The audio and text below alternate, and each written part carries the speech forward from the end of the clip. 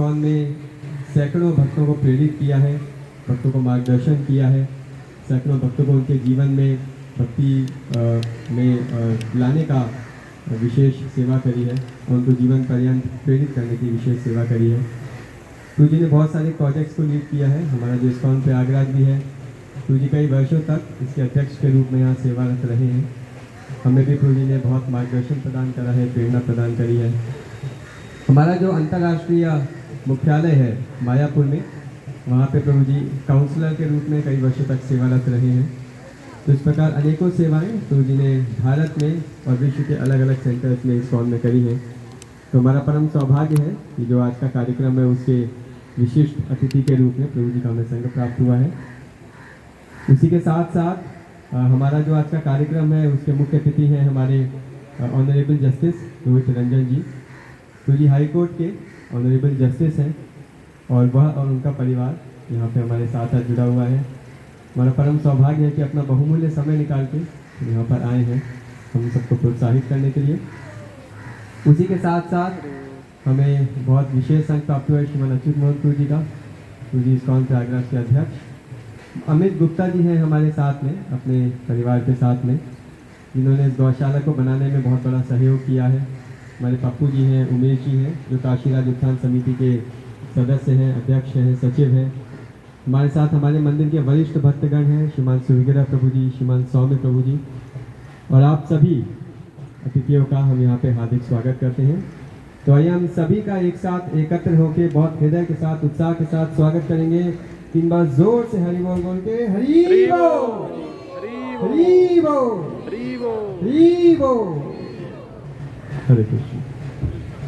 तो जैसा कि यहाँ पे कई भक्त हैं जो बहुत वर्षों से मंदिर से जुड़े रहे हैं, तो भक्त जानते हैं कि हमारे मंदिर में एक वृंदावन में जितनी भी विशेष व्यक्तित्व हैं वो सारे हमारे मंदिर में विद्यमान हैं।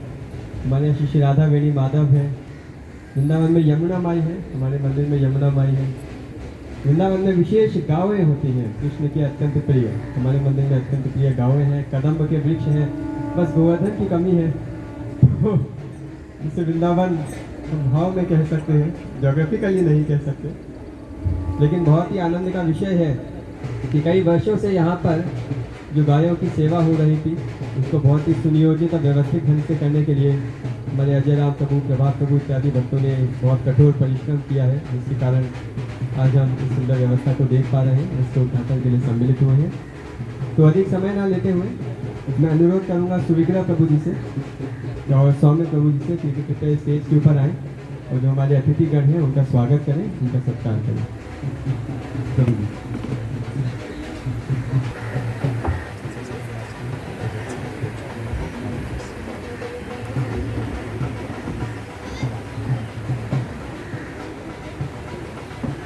हरे कृष्णा कृष्णा कृष्णा हरे हरे, हरे राम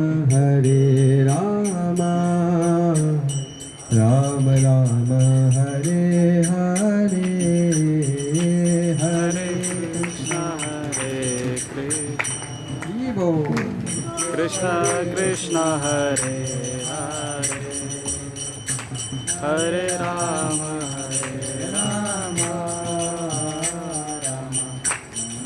हरे हरे।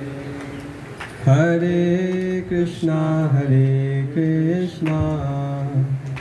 कृष्णा कृष्णा हरे हरे, हरे राम राम राम हरे हरे, हरे कृष्णा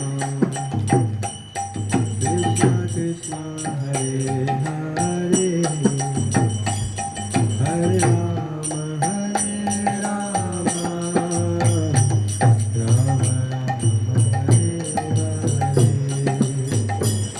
हरे कृष्णा कृष्णा हरे हरे, हरे राम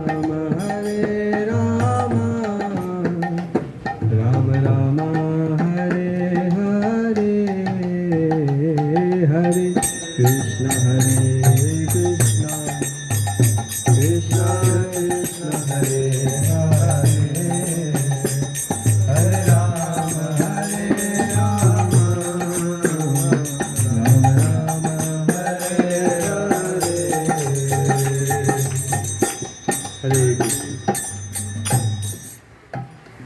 अभी हम इस कार्यक्रम का आरंभ करेंगे। तो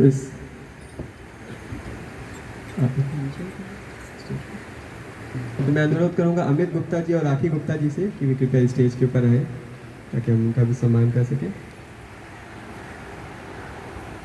हरे कृष्णा कृष्णा कृष्णा हरे हरे हरे राम राम राम हरे हरे हरे कृष्णा कृष्णा कृष्णा हरे हरे हरे राम राम राम हरे हरे हरे कृष्णा कृष्णा कृष्णा हरे हरे हरे राम राम राम हरे हरे हरे कृष्णा कृष्णा कृष्णा कृष्णा हरे हरे हरे राम राम राम हरे हरे हरे कृष्ण। तो अब हम इस कार्यक्रम का आरंभ करेंगे। बहुत ही हमारा सौभाग्य है कि यहाँ बहुत सारे हमें वरिष्ठ भक्तों का सानिध्य भी प्राप्त है। श्रीमान रामलला प्रभु जी हैं जो पिछले कई वर्षों से श्री श्री राधा वेणु माधव जी की सेवा कर रहे हैं। हमारे साथ चैतन्य नारायण प्रभु जी हैं जो कई वर्षों से हमें अपना सानिध्य दे रहे हैं, भक्ति में प्रोत्साहित कर रहे हैं। तो इस कार्यक्रम की रूपरेखा कुछ इस प्रकार रहेगी। अभी हम अनुरोध करेंगे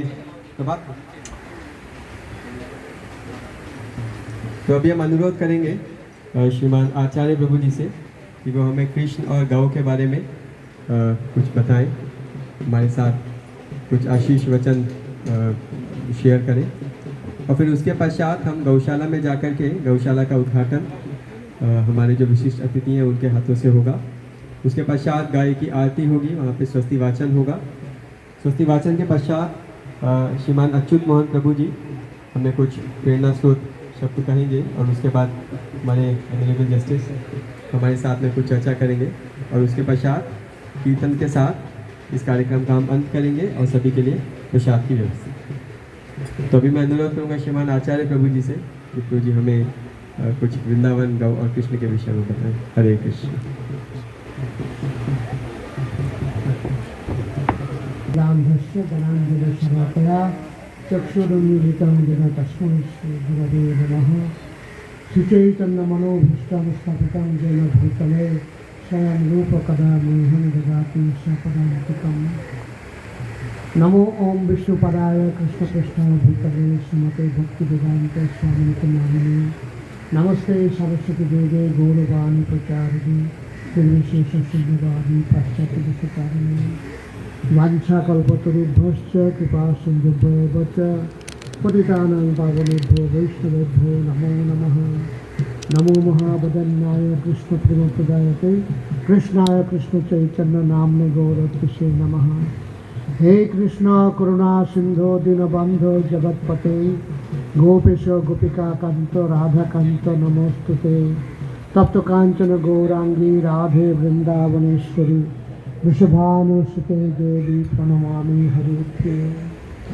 जय श्री कृष्ण चैतन्य प्रभु नित्यानंद श्री अद्वैत गदाधर शिवासरी गौर भक्तवृंद। हरे कृष्ण कृष्ण कृष्ण हरे हरे हरे राम राम राम हरे हरे। हरे कृष्ण। हम लोग का संस्कृति में हम लोग का भगवान के साथ गौ माता जुड़ा हुआ है। जहाँ देखिएगा भगवान का कोई मूर्ति या तस्वीर, वहाँ गौ माता का भी दर्शन है। ऐसे भी भगवान का जो धाम है, इसका नाम है गोलोक, गोलोक धाम। गोलोक मतलब जहाँ गाय लोग रहते हैं, गोलोक वृंदावन। और भगवान का नाम है गोपाल, जिन्होंने गौ माता का पालन करते हैं। तो ऐसे ही हम लोग का संस्कृति के साथ गौ पालन जुड़ा हुआ है। भगवान स्वयं करके दिखाया है कैसे जीवन जीना है। श्रील प्रभुपाद कहते थे कि अगर आपके पास 1 एकड़ जमीन है और एक गाय है तो आपका कोई चिंता नहीं है। 1 एकड़ जमीन से आपका फसल उगेगा और आपका गाय से दूध मिलेगा। दूध के साथ दूध एक सुषम खाद्य है, तो इससे शारीरिक सभी प्रकार का जरूरत पूर्ण हो जाता है। तो ऐसे ही आगे ज़माना में लोगों का विचार होता था कि कितना धन क्या है, गोधन को धन माना जाता था। तो ऐसे ही गौ माता हम लोग को हर तरफ से मदद करती है। जैसे हम लोग गोबर से खाद कर सकते हैं, गोबर से जलाने के लिए मिल सकता है। और हर तरफ से गौ माता हमको पूरा सहायता दे रही है। तो भगवान ये करके दिखाए हैं। भले ही आजकल के ज़माना में शहर में जगह कम है, इसमें गौ माता का रक्षण करना थोड़ा असुविधा होता है। अगर बड़ा जगह होता तो चराने के लिए जा सकते हैं, जैसे कृष्ण भगवान जाते थे। कृष्ण भगवान राजा के पुत्र, राजा का नंदन होते हुए भी खुद गाय चराने के लिए जाते थे, गौ पालन करते थे, गौ का सेवा करते थे। तो इससे हम लोग का सीख लेना चाहिए कि नंद महाराज का तो बहुत सारा नौकर चाकर थे, फिर भी अपना पुत्र भगवान कृष्ण को गाय चराने के लिए भेजते थे। तो ये अपना समझ के, गाय को अपना समझ के अपना पुत्र को भेजते थे। और भगवान कृष्ण इसमें बहुत आनंद लेते थे गौ माता की सेवा करके। और गौ माता भी भगवान के इशारा में चलते थे। तो हमें पता है कि गौ माता को थोड़ा सा भी आदर करने से उन लोग रिस्पॉन्ड करते हैं, और ये लोग भूलते हैं नहीं। एक बार हम लोग का अमेरिका में जो नव वृंदावन करके जमीन है, 3000 एकड़ का जमीन है, पहाड़ जंगल के साथ साथ। तो वहाँ पे प्रभुपाद गए थे पहले। वहाँ एक गाय थी, तो काली गाय। तो प्रभुपाद उसको सहलाया और ऐसे संपर्क हुआ था। उसके बाद प्रभुपाद 5-6 साल नहीं गया वहाँ। 5-6 साल के बाद वहाँ गया, तुरंत वो गाय दौड़ दौड़ के आई, आके प्रभुपाद के पास रहा। और प्रभुपाद चल चल के और एक जगह पे जा रहे थे, तो वो गाय भी साथ में चली। तो ऐसे ये लोग पूरा पूरा याद रखती है कि कैसे क्या हो रहा है। तो हमने देखा है कि गौ माता की सेवा हम लोग अगर सही ढंग से करते हैं तो उन लोग का आशीर्वाद एक बड़ी बात है। गौ माता का आशीर्वाद हम लोग का सभी प्रकार से उन्नति का सहायक बन सकता है। और हम लोग का मंदिर उन्हीं का आशीर्वाद से, उन्हीं का वरदान से चल रहे हैं। तो गौ माता की सेवा करने से भगवान खुश होते हैं। डोमो बेबोर तो कुरान में लिखा है कि जो गौ माता को हरा घास खिलाता है, भगवान उनके प्रति बहुत खुश हो जाते हैं। ऐसे ही गौ माता की सेवा करने से भगवान बहुत खुश होते हैं। तो हम लोग का ये एक मौका है कि भगवान हम लोग को गौ माता की सेवा करने का मौका दिया है। और वर्तमान में हम लोग का वर्तमान मैनेजमेंट इनका सेवा के लिए और भी परिपाटी का इंतज़ाम किए हैं। ये बहुत ही बधाई योग्य है।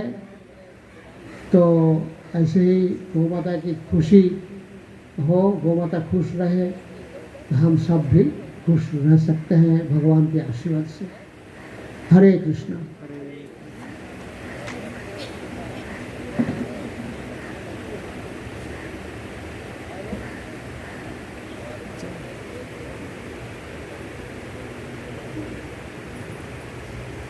हरे कृष्णा।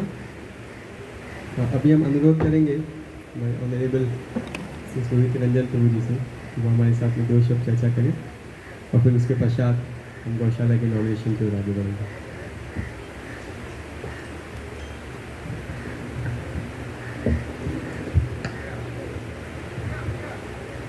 आदरणीय आचार्य अद्वैत आचार्य दास जी, अच्युत मोहनदास जी एवं विशिष्ट और गणमान्य व्यक्ति जितने उपस्थित हैं यहाँ पे, आज ये बहुत ही पावन पर्व है अनंत चतुर्दशी का।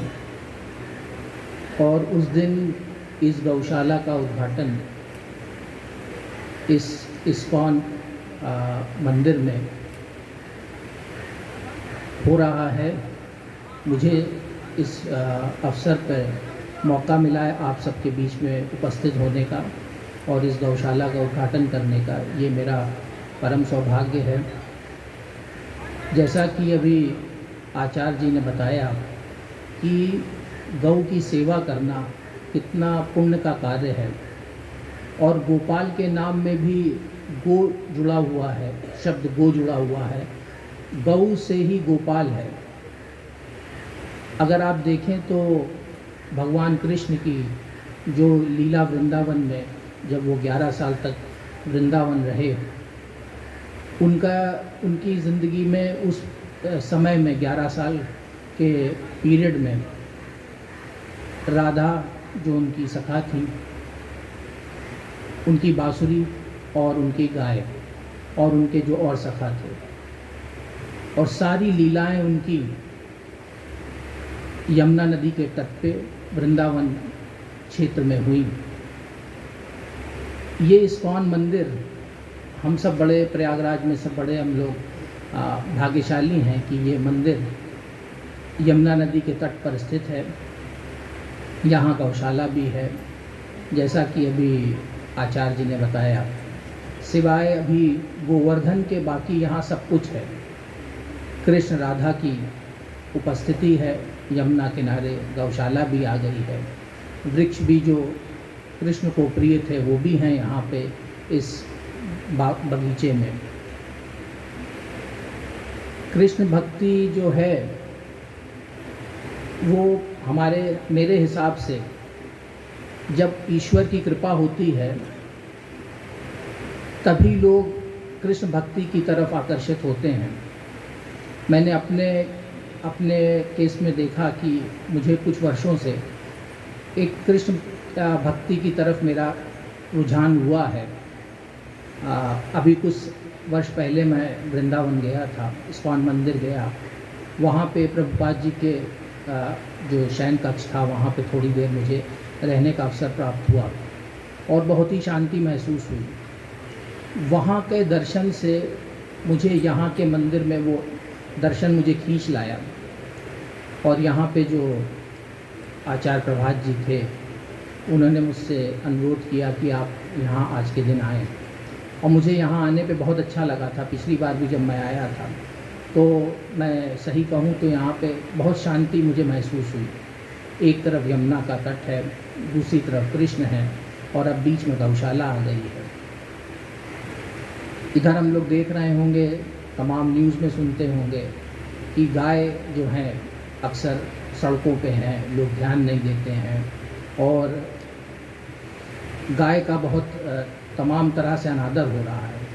इस तरह का जो ये प्रयास है खास करके इस्कॉन का, एक गौशाला स्थापित करने का, और इसमें मैं प्रशंसा करूंगा अमित गुप्ता जी, उनके परिवार की, कि उनका बड़ा योगदान है कि उनके जैसे व्यक्ति इस संस्था से जुड़े और अपना योगदान दिया इस गौशाला को बनाने के लिए। ये बहुत ही अच्छा और उन्होंने पुण्य का कार्य किया है। और ऐसे ही मैं उम्मीद करता हूँ कि जितने भी लोग यहाँ से इस्कॉन मंदिर से जुड़े हुए हैं, जितने भक्त लोग हैं जो आते हैं, वो समय समय पे अपनी सेवाएं अलग अलग रूप से देते रहेंगे। हमारे सनातन धर्म में गाय की सेवा, गौ सेवा का बड़ा महत्व है और हर सनातन धर्म के हर सनातनी का कर्तव्य है कि आजकल जो आप देखते हैं कि गाय का रखरखाव नहीं होता है, तो कोशिश करें कि कहीं से भी कोई भी गौशालाएं हैं जहां से अटैच होकर आप लोग जो मदद कर सकें, हर व्यक्ति इस कार्य को करेगा तो हम लोग देखेंगे कि आने वाले 10, 20, 25 साल में जो हमारे मतलब ये गौ का जो रक्षा नहीं हो पा रही है, एक बार दोबारा हम लोग के प्रयास से ये सब फिर से शुरू हो सकता है। इस्कॉन जैसी संस्थाएं हम सबको बहुत इस कार्य में मदद करेंगी और प्रेरणा करेंगी। आचार्य जी जैसे व्यक्ति हमेशा हम लोग का मार्गदर्शन करते रहेंगे, समाज का मार्गदर्शन करते रहेंगे और वो सबको समय समय पे बताते रहेंगे कि कैसे इस सनातन धर्म की रक्षा हो सकती है और कैसे समाज के लिए अच्छे कार्य किए जा सकते हैं। अगर हम लोग देखें तो गाय की रक्षा ही नहीं या गौ की सेवा से ही जो पुण्य है वो नहीं, अगर आप उसका दूसरा प्रैक्टिकल एस्पेक्ट भी अगर देखें तो गाय जो है, जो गौ है, जो गोबर है, आजकल उससे गोबर गैस प्लांट बन रहा है। गोबर से ऑर्गेनिक खेती में बहुत काम आ रहा है। यूरिया वो आपका जो फर्टिलाइज़र है वो रिप्लेस हो रहा है, वो जो हमारे सेहत के लिए बड़ी हानिकारक है। और गोबर का इस्तेमाल हो रहा है, गौमूत्र का हो रहा है, आयुर्वेदिक दवाइयों में इसका इस्तेमाल हो रहा है। गाय दूध तो दे ही रही है, लेकिन देखा जाता है कि अक्सर की जो गाय दूध देना बंद कर देती है उसको छोड़ दिया जाता है और वो सड़क पे लावारिस घूमती है। बहुत गाय हैं जो कि हिंदुस्तान के बाहर भी कुछ देश हैं जहाँ पे कि लगे हुए, जहाँ सब ट्रांसपोर्ट की जाती है, जहाँ पे गाय काटी जा रही हैं। ये बड़ा ख़राब कार्य हो रहा है। अगर इस तरह की गौशालाएं और आएंगी और शहर के पेरिफेरी मतलब आउटर एरियाज़ में अगर इनका और इस्टेब्लिश की जाए, समाज के जो समाज के लोग हैं उनके सहयोग से, तो हम लोग बहुत कुछ गाय के संरक्षण और गौ सेवा के कार्य में प्रगति कर सकते हैं। इसके साथ मैं इस्कॉन संस्था को, आचार्य जी को, यहाँ के अध्यक्ष श्री अच्युत मोहन दास जी का सबका धन्यवाद करता हूँ कि आज आपने मुझे इस अवसर पे आमंत्रित किया और मेरा ये सौभाग्य है कि कृष्ण के स्थान पे, इतने पावन स्थान पे मुझे इस गौशाला का उद्घाटन करने का मौका मिला। ये ज़रूर कृष्ण की बड़ी कृपा होगी मेरे ऊपर, तभी मैं आज आप सबके बीच में हूँ। धन्यवाद। हरे कृष्ण। हरे कृष्ण। बहुत बहुत धन्यवाद प्रभु जी आपके इतने सुंदर वचनों के लिए। और आपके द्वारा इस प्रकार प्रेरणा प्रदान करने से हमारे जो भक्त हैं, जो इस प्रकार सेवा करते हैं, उन्हें बहुत ज़्यादा उत्साह मिलता है।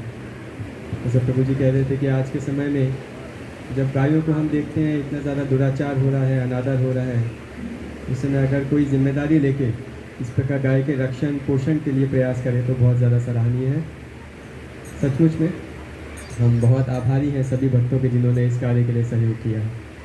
तो आइए अब हम विलंब ना करते हुए आगे बढ़ते हैं और हमारा जो उद्घाटन समारोह है उसकी ओर अग्रसर होते हैं।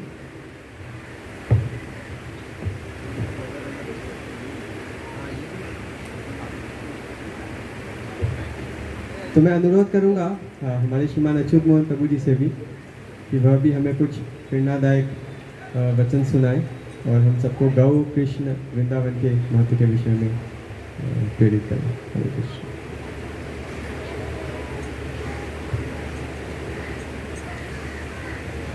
हरे कृष्ण। सभी भक्तों का बहुत बहुत स्वागत है आज के समारोह में, और हम विशेष रूप से धन्यवाद और आभार प्रकट करेंगे श्रीमान अद्वैत आचार्य प्रभु का, जो मायापुर से यहाँ विशेष इस अवसर के लिए एवं सभी भक्तों से मिलने के लिए आए हैं। तो प्रभु जी से ज़्यादा कोई प्रिय नहीं है श्री श्री राधा वेणी माधव को, तो हम उनके सबसे वरिष्ठ भक्त हैं प्रभु जी। प्रभु जी जब से इस्कॉन में 1978 से पूर्णतः सेवा कर रहे हैं, जब हम में से ज़्यादातर 90% भक्त पैदा भी नहीं हुए होंगे, तो ये हमारा बहुत सौभाग्य प्रभु जी इस तरह से यहाँ आए हैं। और अभी रोहित रंजन जी से सुनकर हमें लग रहा है कि हम सच में इन्हें जानते हैं। अब ये भक्त हैं, ये जस्टिस वस्टिस नहीं है, वो तो सब ऐसे ही है, सेकेंडरी। कितने अच्छे शब्द इन्होंने कहे एक्चुअली, और ये एकदम भक्त की अभिलाषा है, भक्त का मनोभाव है कि मेरा सौभाग्य है कि मुझे इस तरह से अवसर मिला है ना, भगवान का गुणगान, भगवान और गौ माता की सेवा करने का। तो हमें स्मरण आता है कैसे प्रभु जी नव वृंदावन के बारे में बात कर रहे थे, तो हमें स्मरण आया ये नव वृंदावन वेस्ट वर्जीनिया में यूएस में एक, जैसे प्रभु जी ने बताया, बहुत बड़ी जगह है। वहाँ पे लगभग 300 एकड़ में भक्त लोग की एक्टिविटीज़ वगैरह है। बहुत बहुत बड़ा स्थान है, कई सारे पहाड़ वगैरह हैं, झरने हैं, लेक्स हैं। तो प्रभुपाद जी ने वहाँ पे 7 मंदिर स्थापित किए जो वृंदावन के ओरिजिनल मंदिर थे, इसलिए नव वृंदावन नाम दिया गया। तो 1970 के दशक में वहाँ पर 800 से ज़्यादा भक्त थे, फुल टाइम वहीं रह रहे थे। कई सारे परिवार, कई सारे ब्रह्मचारी वगैरह भी, बच्चे, माताएं, है ना, बड़े बूढ़े सभी लोग थे। 90% अमेरिकन ही थे, सभी भक्त लोग थे, धोती कुर्ता साड़ी पहनते थे। वहीं पे सबका पूरा एक तरह से आप कहते छोटा सा टाउन था, और बड़ा ही अच्छा चल रहा था भक्ति का प्रोग्राम सब। 10-15 सालों में नव वृंदावन से लाखों अमेरिकन लोग, कई सारे भारतीय लोग भी भक्त बने, और कितने कितने लोग वहाँ पर आते थे। अमेरिका का पैलेस ऑफ गोल्ड वहीं पर स्थित है, जो प्रभुपाद जी के स्मरण में बनाया गया था।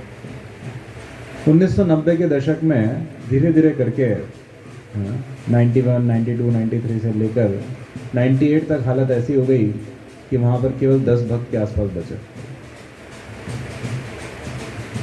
तो ये जो पूरा नीचे आ रहा था, इसके पीछे किसी को कारण ही समझ में नहीं आ रहा था। वहीं के भक्त थे परम पूज्य राधानाथ स्वामी महाराज, जो 1971 से लेकर 1983 तक वहाँ पर उन्होंने सेवा करी थी, और फिर लगभग 85 के आसपास उनको यहाँ पर भारत में बॉम्बे में सेवा दी गई थी, जहाँ पर वो स्थानांतरित हुए थे। तो उनको वहाँ का जीबीसी गवर्निंग बॉडी कमिश्नर बनाया गया, पुनः भेजा गया उनको वहाँ पर, इस बार टॉप लीडर के रूप में। तो 1998 में वो वहाँ गए, और सन 2000-2001 की बात है कि वो पूरी जो कम्युनिटी थी वापस से अचरज में सबको उसने डाल दिया, और जैसे कि पुनरुद्धार हो गया और कई 100 भक्त वहाँ पर लौट आए और वापस से पूरे खुशहाली, प्रकृति ने पूरी वापस प्रॉस्पेरिटी वहाँ पर दिखाई और कई सारे भक्त लोग वहाँ पर बनने लग गए। वहाँ पर लक्ष्मी माता की भी कृपा होने लग गई, भक्ति बहुत अच्छे से होने लग गई, वो पुनः फ्लरिश होने लग गया। तो सब लोग एकदम अचरज में पड़ के महाराज से एक बार पूछा गया एक बहुत बड़े स्थल में कि कैसे ये अद्भुत ट्रांसफॉर्मेशन कैसे हुआ। उन्होंने बताया कि भाई मैंने तो कुछ किया नहीं, मैं तो कोई जादूगर या कोई बड़ा व्यक्ति हूँ नहीं, मैं भी एक जीव हूँ। लेकिन उन्होंने बताया कि हम कोई भौतिक संस्था नहीं है और इस दुनिया में कोई भी जीव हो वो कोई भौतिक नहीं है। तो भौतिक तो हमारा शरीर है, बाहर से जैसे हमारे कपड़े हैं वैसे ये भी एक देह है बाहर से, ये हमारी है, हम नहीं हैं। हम तो इसके अंदर एक व्यक्ति हैं जो कृष्ण के अंश हैं। ममैवांशो जीवलोके जीवभूता सनातना मनश्शानि इंद्राणि प्रकृति स्थानी कर्षति। हम तो अंश हैं कृष्ण के, और ये अंश जो है अंदर से ये अपने आप को अपनी आध्यात्मिक चेतना भूलकर, पहचान भूलकर ये भौतिक संसर्ग में लगा हुआ है, इसलिए तृप्त नहीं हो पाता है इस दुनिया का सब कुछ प्राप्त करने के बावजूद। तो उन्होंने बताया कि विशेषकर किसी आध्यात्मिक संस्था में या किसी भक्त के जीवन में असली समृद्धि, असली तृप्ति, असली खुशहाली कैसे आएगी जब वो कृष्ण को प्रसन्न करेगा। जैसे एक बच्चा है, कितना ही कुछ प्राप्त कर ले, लेकिन अगर माता पिता के साथ उसका प्रेममय संबंध नहीं है तो वो खुश नहीं हो सकता, है ना। आपका पूरा जो कंट्री है कितना ही अच्छा डेवलप हो जाए, लेकिन अगर नागरिक जो है वहाँ का सिटीजन वो गवर्नमेंट के रूल्स सारे फॉलो नहीं करता है तो उसको जेल में डाल दिया जाएगा इन्हीं के द्वारा और फिर वो वहाँ पर खुश नहीं होगा। खुश कैसे होगा जब वो अलाइंड होगा, है ना। जब हम शेविंग करते हैं तो नेचुरल तरीके से शेविंग करेंगे तो स्मूथ है, उल्टा जाएंगे नेचर के विरुद्ध तो दिक्कत आएगी। तो इसी तरह से उन्होंने बताया कि अगर कृष्ण प्रसन्न नहीं हो तो कोई प्रश्न ही नहीं उठता है कि व्यक्ति या वो जगह में खुशहाली आएगी। तब उन्होंने बताया कि कृष्ण को प्रसन्न कैसे किया जाता है। तो जो कृष्ण के विग्रह हैं स्वयं, जैसे यहाँ श्री राधा वेणी माधव हैं, उनकी सेवा प्रेम से हो, प्रोफेशनल बात नहीं, प्रोफेशनली अच्छे से हो, एकदम सुंदर तरीके से, लेकिन हृदय में जैसे एक माँ का प्रेम है। माँ के हाथ का बनाया खाना इतना विशेष क्यों माना जाता है? उन्हीं के बच्चों को विशेष लगता है वो, क्योंकि जब उनके लिए बनाती है माँ तो बड़ा प्रेम और स्नेह से, सेल्फलेसनेस रहता है। वो सेल्फलेसनेस ना तो पति के साथ रहेगा ना किसी और के साथ रहेगा। तो कभी कभी पति की पत्नी है, वो सासू माँ से पूछ के, रेसिपी पूछ के वो लड्डू बना रही हो, के कह रही लड्डू कैसा है, हाँ ठीक है, लेकिन वो जो माँ बनाती थी गाँव में वो उसकी बात ही अलग थी। अरे वही है ये, उसी रेसिपी से तुम्हारी माँ से पूछ के वीडियो कॉल पे बनाया है, हाँ लेकिन स्वाद वैसा नहीं है, आनंद वैसा नहीं है, क्योंकि वो जो, लेकिन यही पत्नी जो अपने पुत्र अपने पुत्री के लिए बनाएगी तो उसका उनको भी वैसे ही स्वाद आएगा। क्योंकि जैसे कि पति पत्नी का जब संग होता है और जब संतान उत्पन्न होती है तो ये संतान भी उनकी चेतना के अनुसार, वो किस चेतना में कि मैं अपने पूर्वजों को, अपने बड़े बूढ़ों को एक वंशज देने के लिए, या भगवान के लिए एक भक्त पैदा करने के लिए, या बस ऐसे ही भाई देह सुख प्राप्त करने के लिए, तो फिर उस हिसाब से जो है व्यक्ति निकलता है। इसलिए व्यक्ति के देखा जाता है कि माता पिता कौन है, कहाँ से आया है, उस हिसाब से उसका चरित्र पहले से आप प्रेडिक्ट कर सकते हो काफ़ी हद तक। तो श्री राधा वेणी माधव की जो सेवा है, जैसे यहाँ पर ये माताएं बैठी हैं, ये जब गार्लेंड्स बनाती हैं भगवान के लिए, रोज़ फूल माला बनाती हैं, प्रेम से बनाती हैं, प्रेम से यहाँ से तोड़ती हैं फूल, बाहर से लेकर आते हैं और हमारे रामलला प्रभु एवं अन्य भक्तों ने बड़े प्रेम से भगवान को ऑफर करते हैं, भले ठंड हो, गर्मी हो, बरसात हो। तो ये जो प्रेम है इसकी बात अलग रहती है। तो ये जो भगवान के विग्रह हैं। दूसरा उन्होंने बताया कि भगवान के भक्त लोग की जो केयर है, वो केयर एक घर में जैसे व्यक्ति की केयर होती है वैसे अच्छे से केयर करने से, है ना, भगवान प्रसन्न रहते हैं, क्योंकि वो उनको बड़े प्रिय हैं भक्त लोग। और तीसरा गौ माता, है ना, तो गौ माता को अगर कोई बहुत अच्छे से प्रेम से रखता है, जैसे प्रभु जी बता रहे थे, गौ माता का जो प्रोटेक्शन है, काउ प्रोटेक्शन, वो केवल उनको कत्ल खाने से जाने से रोकना नहीं है, बल्कि उनको स्नेह से रखना है। जैसे जब आप किसी को स्नेह करते हो तो वो अपने आप, आपको पूछना नहीं पड़ता है कि आप अपने घर वालों के लिए कुछ करोगे क्या, जो उसका उत्तम कर सकता है वो करेगा। इसी तरह से गौ माता को हम स्नेह करते हैं, वो अपने आप, वो उसको लगता है ये मेरा घर है, वो आपको इतना दूध देंगी, इतना दूध देंगी। जैसे कि वैदिक ज़माने में अरे जगह जगह, जैसे वृंदावन में बताया जाता है कि गायों के थन से दूध जो है ऐसे निकलता रहता था हमेशा, क्योंकि इतना प्रेम उनको रहता था। और वहाँ पे एक दूसरे से बटर से ऐसा फेंक के खेलते थे, इतना है ना धन धान्य से भरपूर था। आज आप किसी के ऊपर जरा सा बटर फेंकोगे तो कैच करके रख लेगा, खाने में काम आएगा, महंगा है ना। तो गौ माता का इतना, और गौ माता आप देखेंगे जैसे कि प्रभु जी ने भी प्रश्न चर्चा करी कि कैसे भौतिक प्रकृति के लिए, भौतिक जीवन के लिए भी बहुत महत्वपूर्ण है गौ माता। भागवतम में बताया जाता है कि गौ माता हर स्तर पर मनुष्य समाज में कंट्रीब्यूशन देती है। कैसे? 5 स्तर होते हैं। एक स्थूल, ये जो भौतिक जमीन है, ये एलिमेंट्स हैं, है ना। इसके ऊपर हमारी होती है इंद्रियां, है ना, क्योंकि इन इंद्रियों से आप ये भौतिक चीज़ों को चेंज कर सकते हो। इसके ऊपर होता है हमारा मन, है ना? इसके ऊपर होती है हमारी बुद्धि, और उसके ऊपर होता है हमारा अहंकार, है ना? तो गौ माता को आप देखोगे 5 स्तर पर आपको मदद करती है। कैसे? अगर कोई बंजर भूमि है, आप बस 2 साल के लिए वहाँ पे गौशाला बना के छोड़ दो, बस गौ माता को छोड़ दो, कुछ भी नहीं करना है आपको। गौ माता और, है ना, बैल को बस छोड़ दीजिए। उनका जो गोमूत्र है, उनका जो गोबर है, उनके जो खुरों से विशेषकर गोधूली के समय जो उड़ती हुई धूल है, वो जो मैजिक करेगी वो कहीं नहीं है मैजिक। वो इतना मैजिकल चीज़ है, वो आपकी पूरी प्रकृति को वो ट्रांसफॉर्म कर देगी। दूसरा बताया जाता है, इसके ऊपर आप आओगे तो हमारे जो शरीर है, हमारी जो इंद्रियां हैं, जैसे हमारे एक प्रभु जी, हमारे एक ब्रह्मचारी, सीनियर ब्रह्मचारी सुंदरवर प्रभु, उनके पिताजी पुणे में कुछ वर्ष पूर्व बड़े बीमार हो गए थे। उनका कुछ इलाज नहीं हो पा रहा था, ना कुछ खा पा रहे थे, पेट का कैंसर वगैरह ऐसा कुछ बताया गया था। समझ में ही नहीं आ रहा था किसी को क्या हो रहा है। कुछ भी खाते थे तो उल्टी हो जाती थी, बड़े पीड़ा में थे, कई महीनों से अस्पताल में थे, कई सारे उनके छोटे छोटे सर्जरी हो गए, कुछ हो नहीं रहा था। डॉक्टर बोले ज़्यादा बचेंगे नहीं। और फिर इतना सब कुछ होने के बाद, जगह जगह देश विदेश घूमने के बाद, उनको जो है हमारे भक्तों ने, गौशाला के भक्तों ने कहा इनको आप 3 दिन हमारे साथ छोड़ दीजिए। उन 3 दिनों में उन्होंने उनको बस गौ माताओं के मध्य में रखा, उनको गोमूत्र का सेवन कराया, है ना।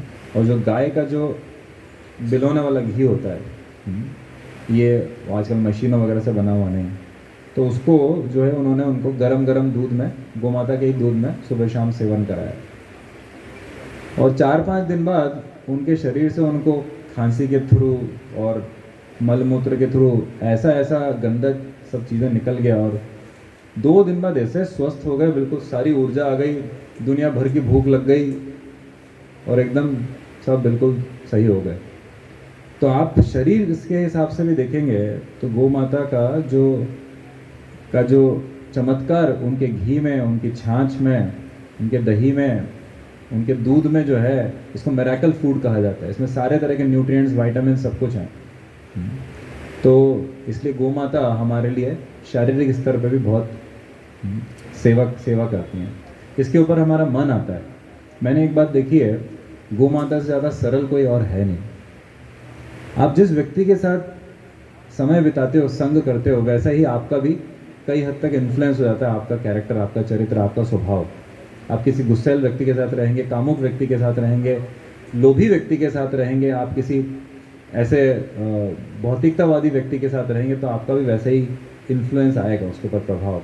और आप किसी अच्छे भक्त के साथ रहेंगे तो आपके ऊपर वैसा ही प्रभाव आएगा, अवश्य आएगा, है ना। ऐसा कहते हैं कि 5 जो व्यक्ति सबसे ज़्यादा आप एसोसिएट करते हो, उनका एक एवरेज लोगे तो वही पर्सनैलिटी आपकी कोई भी प्रिडिक्ट कर सकता है। गौ माता इतने सरल हैं, इनका मन इतना सरल है, जो भी इनकी सेवा करता है बड़ा सरल और ईमानदार हो जाता है ना, बड़ा स्नेही हो जाता है। हमने हमारे अजय राम प्रभु और प्रभात प्रभु के चरित्र में भी देखा है ये बात, कि वो सेवा करने से और आपका मन भी बड़ा प्रसन्न हो जाएगा, बड़े सरल भाव के हो जाओगे, है ना। ये नेचुरल है। तो इस तरह से आपके मन में कभी बहुत ज़्यादा दुख हो, बहुत ज़्यादा वो हो, क्या बोलते हैं, आप विचलित हों, किसी चीज़ को लेकर बहुत ज़्यादा चिंताग्रस्त हों, चिंतामग्न हों, आप आके गौ माता की सेवा करिए, उनके साथ उनको थोड़ा सहलाइए।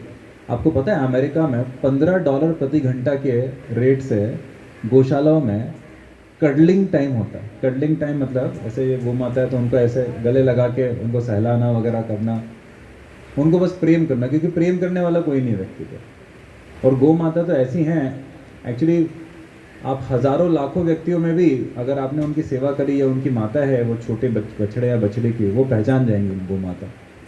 ये इग्नोरेंस में नहीं है, तमोगुण में नहीं है ना, अत्यंत सत्वगुण में होती हैं। अगर आपने उनकी सेवा करी, आप उनको पुकारेंगे तो वो आएंगे।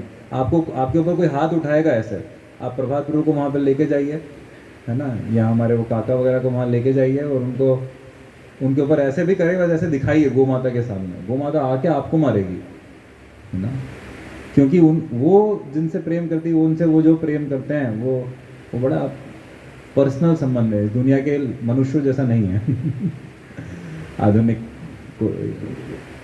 समाज समय में। तो ये मन के स्तर पर। इसके ऊपर आप आएंगे तो बुद्धि। तो आप देखना जो गौ माता के ये जो भाई शास्त्रों में बताया गया कि जो गौ माता का घी, उनका दूध दही इनका सेवन करता है, गौ माता की सेवा करता है, उनका संग प्राप्त करता है, तो उसकी बुद्धि बड़ी तीक्ष्ण हो जाती है। किस तरह से तीक्ष्ण हो जाती है? आध्यात्मिक तरीके से। मतलब क्या हमारे लिए अच्छा है, क्या हमारे लिए बुरा है, हमारे लिए क्या प्राथमिकताएं होनी चाहिए और क्या प्राथमिकता नहीं होनी चाहिए, इसको चूज करने की, इसमें चुनाव करने की जो आपकी बुद्धिमत्ता है, वो आपको गौ माता अपनी ब्लेसिंग से, अपने पदार्थों से दे सकती हैं। और यही एक कारण है जिसके कारण गौ माता अत्यंत महत्वपूर्ण है समाज के लिए। आप देखिए, आप स्टैटिस्टिकली देख सकते हैं, ये जैसे जैसे भारत में गोवंश नीचे आया है, 1947 में जब भारत आज़ाद हुआ था 48 करोड़ देसी काउस थी, 2017 में केवल 7 करोड़, और कम होती जा रही है। और जिस स्टैटिस्टिकली जैसे आप ग्राफ बनाएंगे और जिस तरह से कम होती जा रही है गौ माता की संख्या, वैसे ही छोटे बच्चों में, कम एज से लोगों में चश्मा बढ़ते जा रहा है, उनकी बुद्धि क्षीण होती जा रही है। उनको अपना नंबर के लिए भी, हाँ लिखिए, अब नंबर हमारा है, लिखिए 98। अरे हम जब बचपन में थे, हमको दुनिया भर का सब कुछ याद रहता था, किसी का नंबर हो, किसी का पिन कोड हो, किसी का डेट ऑफ बर्थ हो, कुछ भी ऐसा नहीं था जो हमको याद नहीं रहता था। तो ये जो आजकल बीमारियां कितनी, आजकल लोग बोलते हैं आज हमारे यहाँ कैंसर हॉस्पिटल है, ये है वो है। क्यों आपको इतनी ज़रूरत पड़ी? ये एडवांसमेंट का, प्रगति का लक्षण नहीं है कि आपके पास इतने हॉस्पिटल्स और इतने दवाखाने हैं। ये तो दुर्गति का लक्षण है कि आपको इतनी आवश्यकताएं पड़ रही है, क्योंकि हमने गौ माता के साथ, आधुनिक मानव ने केवल एक तुरंत के वो अपने जिह्वा के वो देखते हुए, अपने जेब की कुछ वो देखते हुए एकदम गलत कार्य, जैसे प्रभु जी कह रहे थे, एकदम सही बात है कि लेदर के लिए या मांस के लिए पता नहीं क्या क्या करते रहते हैं, है ना, जघन्य कार्य। लेकिन इस तरह से आप अगर हम समझें कि गौ माता का कितना हमारे बुद्धि के लिए भी कितना बड़ा देन है, तो इसके ऊपर आता है हमारा अहंकार। हम जो बद्ध जीव हैं, जो हम सेल्फिश हैं, जो हम आज भौतिक संसर्ग में पड़े हुए हैं और भगवान से ईर्ष्या करके इस भौतिक प्रकृति का एवं एक दूसरे का शोषण करना चाहते हैं, तो हमारे हृदय को ट्रांसफॉर्म करने के लिए इस दुनिया में सबसे कठिन चीज़ है किसी व्यक्ति के जीवन की इच्छाओं को, की क्वालिटी को ट्रांसफॉर्म करना, उसके जीवन के लक्ष्य को ट्रांसफॉर्म करना, उसके हृदय को परिवर्तित करना। और वो कार्य गौ माता की ब्लेसिंग से बहुत आसानी से हो सकता है। कैसे? क्योंकि गौ माता के संपर्क में रहने से, जैसे गौ माता के बारे में बताया जाए कि जो उनका घी होता है, उसको भगवान के जो आध्यात्मिक यज्ञ वगैरह होते हैं, उसमें गौ माता का घी प्रयोग होता है ना, उनका दूध दही वगैरह प्रयोग होता है, भगवान के अभिषेक में वो प्रयोग होता है ना। तो अगर आप आध्यात्मिक, जैसे कृष्ण से जुड़ते हैं, गौ माता से जुड़ना मतलब कृष्ण से भी जुड़ना। तो जैसे ही हम कृष्ण से जुड़ते हैं और हम अपनी साधना भक्ति प्रारंभ कर देते हैं, तुरंत जो है हमारे हृदय का परिवर्तन प्रारंभ हो जाता है। और इसके कारण गौ माता हमारे अहंकार को भी, जो मिथ्या अहंकार है, उसे भगवान की भक्ति में परिवर्तित कर सकती है। और ये जो गौ माता की ब्लेसिंग है, जो देन है, वो सबसे ऊपर है, जिसके कारण कृष्ण गौ माता को बड़ा प्रेम करते हैं। क्योंकि गौ माता पूरे मानव समाज में आध्यात्मिक उत्थान को बढ़ावा दे सकती हैं। तो इस तरह से गौ माता, हम जब छोटे बच्चे थे तो हमारे माता पिता हमें कई जो भी कुछ ऑस्पिशियस दिन आते थे तो उसमें हमको गौ माता को अच्छे से सजाते थे, हमसे भी ऐसे सजाते थे, ओबेसेंसेस करवाते थे, उनको ऐसे आरती करवाते थे, उनको बहुत अच्छे अच्छे व्यंजन बना के खिलाते थे, है ना। पहले गोपाल जी को खिलाते, फिर गौ माता को, फिर पशु पक्षी को, और फिर कुत्तों को, और उसके बाद गरीब समा वर्ग को, उसके बाद खाते थे बैठ के। ऐसा हमको सिखाया गया था बचपन से। कभी भी हम मम्मी से बोलते, मम्मी आप हमारे बहुत अच्छा हम खा लें, नहीं, पहले बेटा गोपाल जी को भोग लगाओ। उनको भोग लगाते हैं, उसके बाद जब गाय गौ माता को दो, अपने हाथ से दो, ऐसे ऐसे, है ना। फिर बाहर कुत्ते के लिए, ऊपर छत पे एक जगह पक्षियों के लिए रखा जाता है। तो ऐसा क्या है इसमें, है ना, कि हम अगर ऐसा सेवा करें तो हमारा बहुत, देखिए जब हमें याद है कि ऐसे ऐसे व्यंजन बनाते थे। आप एक राजस्थानी व्यंजन होता है, लापसी बोलते हैं उसको, वो उससे बनता है आपके गुड़, घी और तरह तरह के ड्राई फ्रूट्स, और मेनली जो आपका ये उसका होता है ना, टूटा हुआ गेहूँ, दलिया, इनसे बनता है। इतना सुंदर, इतना अच्छा लगता है वो। और उसके साथ तरह तरह के व्यंजन बनते हैं, अलग अलग दाल, अलग अलग सब्जियों के, और वो गौ माता को खिलाते थे बड़े अच्छे व्यंजन बना के। गौ माता को बड़ा अच्छा लगता था। उनके ऐसे उनको डेकोरेट करते थे। हमारे पिताजी कहते थे कि ये गौ माता है ना, माता लोग हैं, लेडीज़ लोग हैं, तो उनको सजना धजना बड़ा अच्छा लगता है। तो उनके सिर, वो खुरों में, सॉरी सींगों में और खुरों में बड़ा अच्छे से, एक्चुअली उनको जो हमारी घर की गौशाला में गायें थी, उनको सिल्वर कोटेड वो पहनाते थे, क्या बोलते हैं, ऑर्नामेंट्स, है ना। बहुत अच्छे सेवा होती थी। और जो भी घर में जो भी घी, दूध, दही सब गौशाला के वहीं से आता था। सुबह शाम हमको ही बोलते थे, नहीं आप ही को, जब हम छोटे वाले से तभी से हमको उसमें सेवा में लगाया गया था।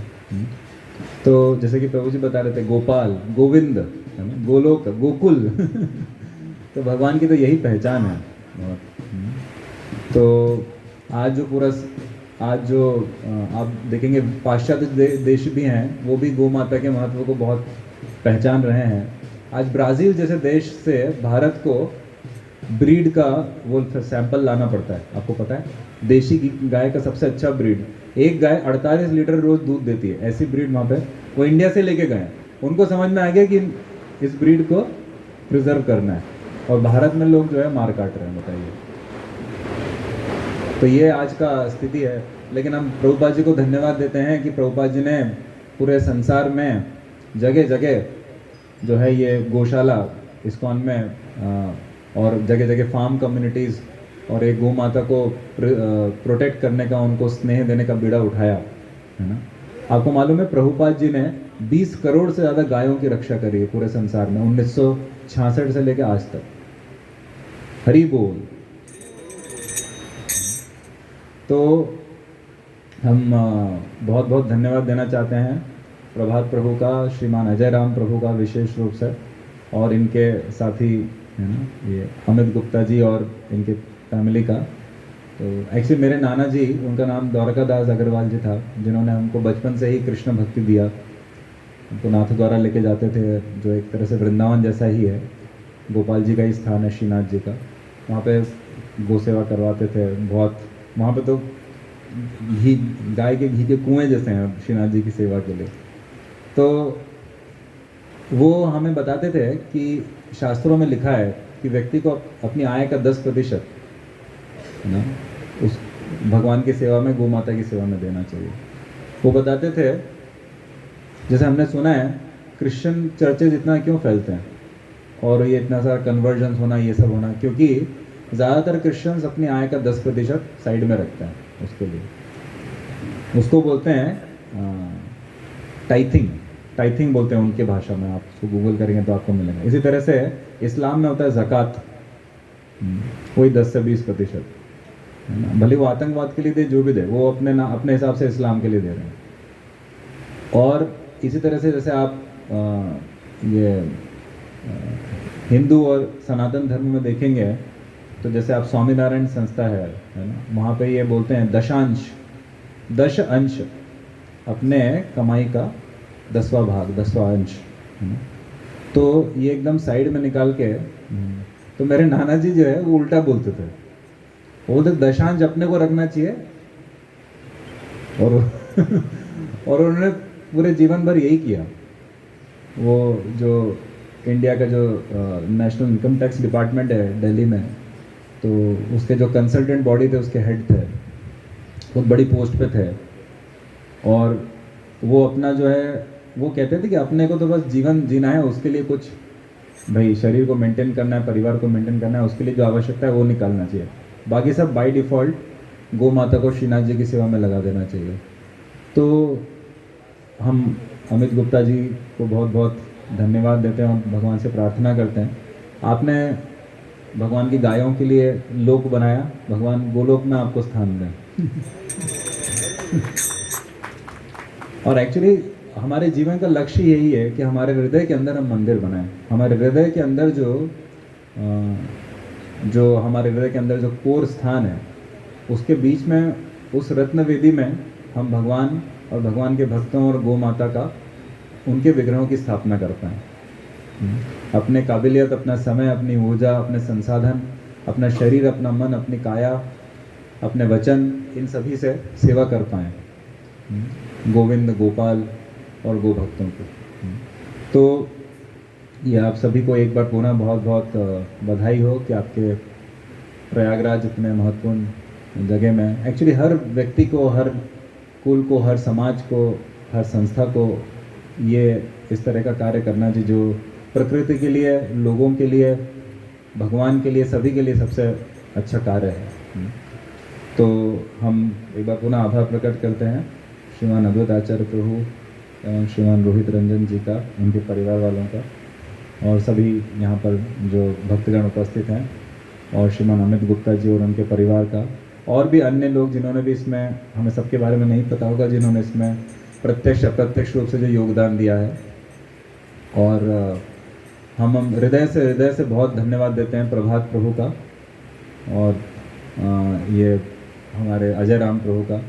इन दोनों ने जिस तरह से मेहनत करके ये जो गौ माता का फॉडर हाउस, उनके चारा के लिए व्यवस्था अच्छे से, नहीं तो हर साल दिक्कत होती थी, हमारे आंखों में आंसू आते थे देख देख के कि कैसे गौ माता के साथ ऐसा हो रहा है। और इतना सुंदर, तो इसके लिए कोई कैलकुलेशन करके, गणित करके हम नहीं कह सकते कि इन्होंने ये किया है तो भगवान इनको इतना ब्लेसिंग दे। ये तो और बड़े ईमानदारी से किया है, बड़े मेहनत करके लगन से किया है, बड़े निष्ठावान रूप से किया है। हम बहुत बहुत धन्यवाद देते हैं इन्हें, एक कम्युनिटी के लीडर के रूप में भी, और विशेषकर एक भक्त के रूप में परंपरा की ओर से इन्हें बहुत धन्यवाद देते हैं। हरे कृष्णा। शिल प्रभुपाद की, श्री राधा वेणी माधव की, श्री यमुना मैया की, श्री जगन्नाथ बलदेव सुभद्रा मैया की, श्री गौर निताय की, श्री हरे कृष्ण महामंत्र की, Shri Prabhupada transcendental book distribution की, निताय गौर प्रेमानंदे। हरे कृष्ण। हरे कृष्ण। तो हम बहुत आभारी हैं श्रीमान अच्युत मोहन प्रभु जी के। प्रभु जी ने इतने सुंदर तरीके से बताया कि जो गौ है वो किस प्रकार हमारे शरीर का, मन का, बुद्धि का, समाज का, हमारे आध्यात्मिक जीवन का पोषण करती है। बहुत बहुत धन्यवाद प्रभु जी। तो अभी हम गौशाला के उद्घाटन की ओर बढ़ते हैं। मैं निवेदन करूंगा श्रीमान आचार्य प्रभु जी से, हमारे रोहित रंजन प्रभु जी से, श्रीमान अच्युत मोहन प्रभु जी से, माता जी से, सभी भक्तों से कि कृपया हम गौशाला की ओर अग्रसर हों। वहाँ पे गौशाला के लिए सबसे पहले स्वस्ति वाचन होगा, उसके पश्चात रिबन कटिंग, उद्घाटन, उसके पश्चात गायों के लिए आरती, और फिर आरती के बाद गायों को हम चारा, गुड़ इत्यादि खिलाएंगे, और फिर उसके बाद कीर्तन के साथ सभी के लिए प्रसाद की व्यवस्था रहेगी। तो आइए हम सब चलें गौशाला की ओर। हरे कृष्ण।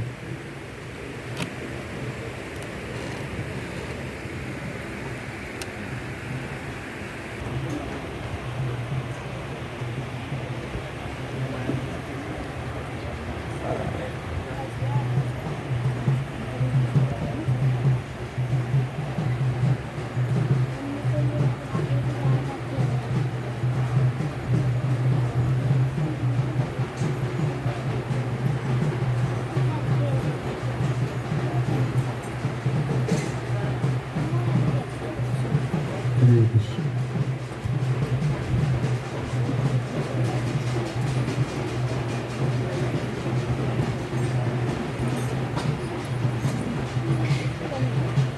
दन्तं चतुरस्रं पाशवं कुशारिणं दलं चरदं हस्ते विक्राणं मोदध्वजं रक्तं ब्रह्मोदरं सूर्यकं रक्तिकं सर्वायुधं रक्तगन्धां युक्ताङ्गं रक्तपुष्पैपूर्णं भक्तारं प्रियं देवं जगत्कारमध्यम् आविर्भूतं सदृश्यानो वृत्तिपुरुषत्परम् एवं ध्यायति यो नित्यं प्रयोगी योगिनो नमः।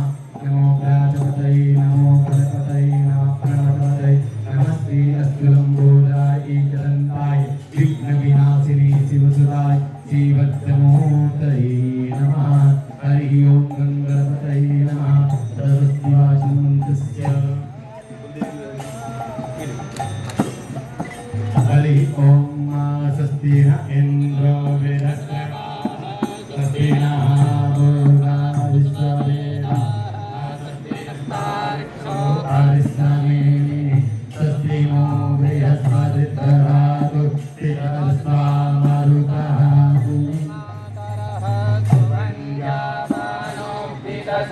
भूतमायाः अग्निजिह्वा मानवः सूरादक्षावः पितरेमो देवा अवतरमन्यः भद्रं कर्णेभिः कर्णयामादेवा भद्रं करिये माता प्रजातराः स्थिरैरङ्गैः पुष्टवान् भुङ्गस्थानो मृत्यासे माहि देवाहि तञ्जलायुः शतमिन्नो भरतो अन्ति देवा जतांस्तगः जरदं कालो नाम्ना पुरारो जराधिकारो भवन्ति मानो धियारीरिवत किरणन्तो आदित्यो रातिरं साक्षादिरं माता साधिता सर्वगः विददेवा आदितिः पञ्चजना आदित्यादित्यनत्वान्मा यो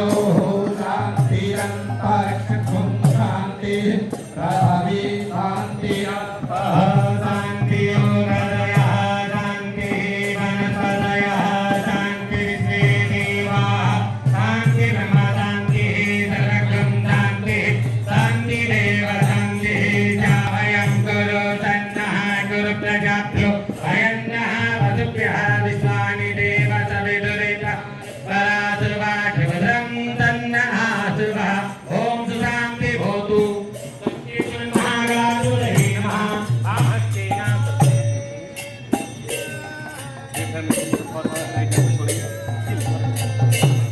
ओम लक्ष्मी महागणाधिपतये नमः। ओम लक्ष्मीनाथाय नमः। महेशाय नमः। श्रीगंगाय नमः। अष्टमे धुना विश्वेता धुना सुदेता धुना रामदेता धुना शांतिता धुना प्रज्वला धुना सर्वेभ्यो धुना सर्वेभ्यो रामे धुना। ओम विद्युत्प्रदाय श्री महागणाधिपतये नमः। विद्यासिद्ध्या